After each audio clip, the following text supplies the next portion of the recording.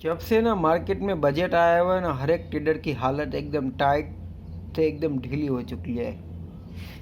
हर एक ट्रेडर को ये लगता है कि शेयर मार्केट में अब कोई पैसा बनने वाला नहीं है, और यहाँ पे पैसा बना भी लेंगे तो शायद टैक्स वाले खा जाएंगे।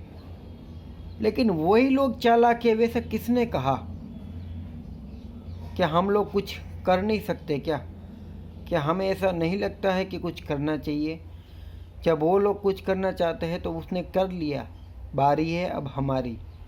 हमें भी कुछ करना चाहिए जिससे कि इन लोगों की जो हालत है वो ऑटोमेटिक यहाँ पे टाइट हो जाए और हमारी जो प्रॉफिट है वो ऐसा का वैसा ही रहे।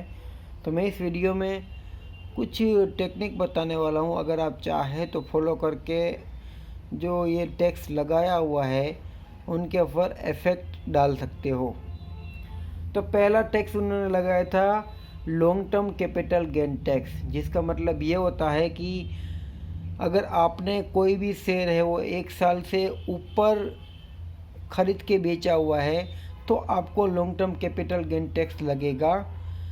सीधा सा मतलब है लॉन्ग टर्म कैपिटल, बराबर है कि आपका जो भी पैसा है वो आपने 1 साल से ऊपर लगाया उसे उसके ऊपर गेन टैक्स यानी कि आपने जो कमाया है उसके ऊपर टैक्स देना पड़ेगा, जो कि पहले 10% था, अभी 2.5% बढ़ा के ऑलमोस्ट यहाँ पे 12.5% बढ़ा हुआ है। लेकिन एग्जेम्पशन दिया हुआ ये है कि आपको 1,25,000 तक कोई भी टैक्स पे नहीं करना पड़ेगा।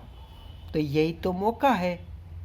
हमें ना क्या करना चाहिए कि आपके घर में आपने देखा होगा कि 4-5 सदस्य होंगे, और जो भी बंदा है, मैंने देखा हुआ है कि कोई कोई बंदा होता है कि आईपीओ के चक्कर में क्या कोई एक आईपीओ से एक अकाउंट में एक आईपीओ भर कर सकते हैं, तो हर एक अकाउंट यहाँ पे खुला लेता है। अपने घर में 4 लोग हैं तो चारों के अकाउंट शेयर मार्केट में खुला लेता है, जो कि बिल्कुल फ्री में होता है। अगर आप कोटक न्यू के साथ खुला है तो वहाँ पर भी अभी फ्री में अकाउंट खुल रहा है। तो 4 अकाउंट जो होता है वो यहाँ पे खोल लेता है। अब चारों अकाउंट के अंदर अगर एक ही कंपनी के अगर हम शेयर लेंगे तो हमें चारों अकाउंट के ऊपर यहाँ पे एग्जम्पशन मिलेगा 1,25,000। तो सोच सकते हैं कि ऑलमोस्ट हमें यहाँ पे 5 लाख तक तो कोई टैक्स पे नहीं करना पड़ेगा। जो 12.5% था उससे भी यहाँ पे बच जाओगे कि नहीं बच जाओगे? बचोगे ना। प्लस यहाँ पे इनकम टैक्स के कैटेगरीज में भी आएंगे तो वहाँ पर भी 3 लाख तक तो कोई टैक्स पे नहीं करने वाले हैं, बराबर है। तो ऑलमोस्ट सीधी तरीके से देखा जाए तो 5 लाख तक तो ये बचाई कर सकते हैं। और मैं आपको ऐसे ही short term capital gain tax के बारे में भी बताऊंगा कि इसको अगर बचना है इससे तो क्या करना पड़ेगा। तो मान लीजिए कि कितने सारे लोग ऐसे हैं जो कि बंदे शेयर मार्केट में है, वो एफ&ओ में ट्रेडिंग में सिर्फ लॉस ही किया हुआ है। मैंने देखा हुआ है यूट्यूब के ऊपर सिर्फ 10% ऐसे होते हैं जो प्रॉफिट करते हैं, बाकी तो 90% लॉस में ही है।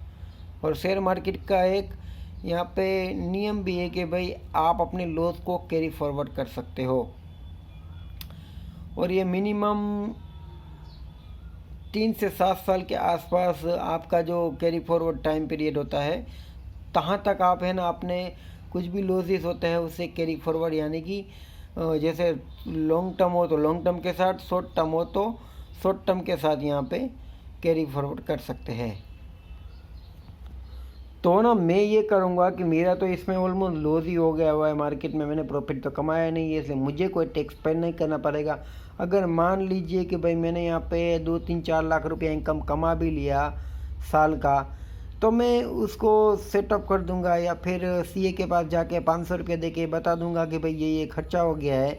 तो वो सब कुछ खर्चे में बात करके यहाँ पे कैरी फॉरवर्ड का कुछ नियम है, उस हिसाब से यहाँ पे बात करके 500 रुपये में जो भी टैक्स होता है वो थोड़ा बहुत टैक्स में करना पड़ेगा, बाकी यहाँ पे कोई टैक्स पे नहीं करना पड़ेगा। जो 20% लगने वाला है वो भी यहाँ पे नहीं लगेगा, उसको आप सेटअप कर सकते हो अपने लॉसेस के साथ।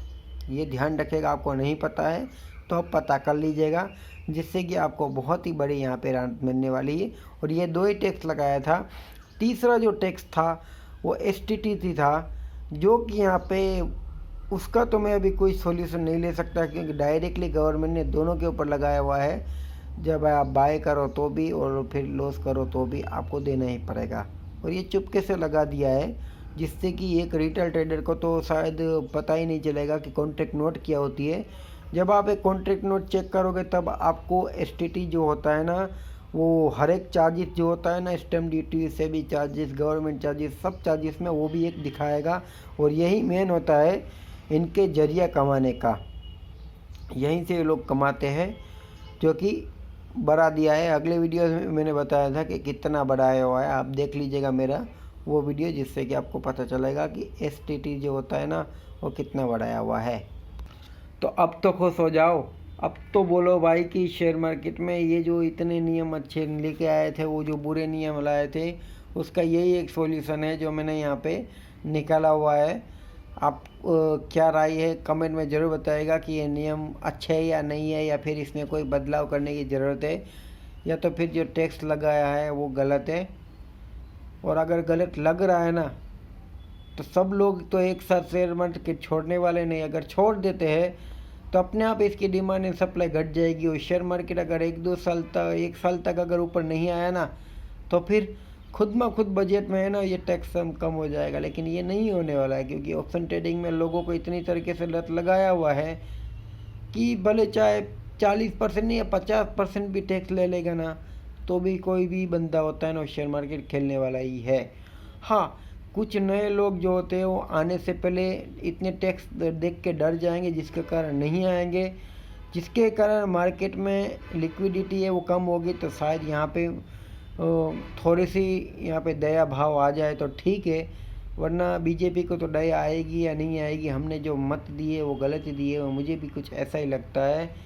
लेकिन क्या कर सकते हैं, थोड़ी बहुत अच्छी भी गवर्नमेंट हो सकती है, थोड़ी गलत भी हो सकती है। मेरे बेटे के खुद अकाउंट में यहाँ पे बीजेपी की तरफ से यहाँ पे स्कूल में साल के 1700-1800 रुपये डाला हुआ है। इसलिए ऐसे तो गलत नहीं भी है, लेकिन महंगाई वाली सरकार है, ये बहुत महंगी सरकार है भाई। सस्ते में तो कुछ नहीं होने वाला है, ऐसा मुझे लगता है। तो आप देख लीजिएगा क्या करना है। इस वीडियो में बस इतना ही। Thank you for watching.